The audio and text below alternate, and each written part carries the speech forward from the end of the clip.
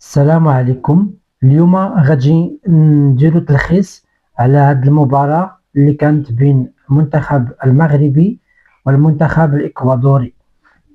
كما كتشوفوا هاد المباراة خلات بزاف ديال المشاعر متخلطة، ولكن خلونا نهضروا بصراحة.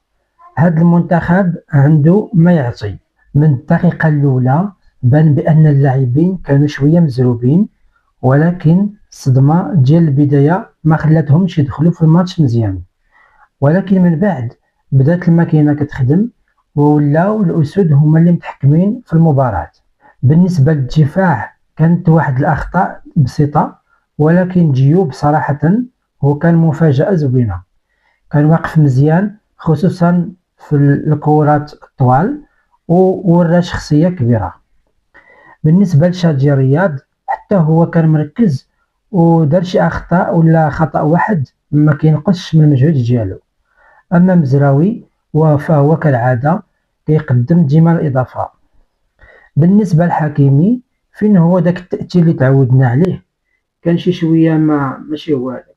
بالنسبة للوسط كاين حريمات دار خدمته بالزيادة وحتى سجل هدف، ولكن الحظ ما كانش معاه. بالنسبة للعناوي كان حاضر بقوة، ولكن ضيع ضربة جزاء هذه خاصها وقفة كبيرة.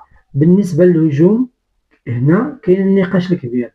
السيباري بصراحة كان أضعف حلقة في المباراة، كان نجم في هولندا، ولكن مع المنتخب المغربي مازال ما لقاش راسو.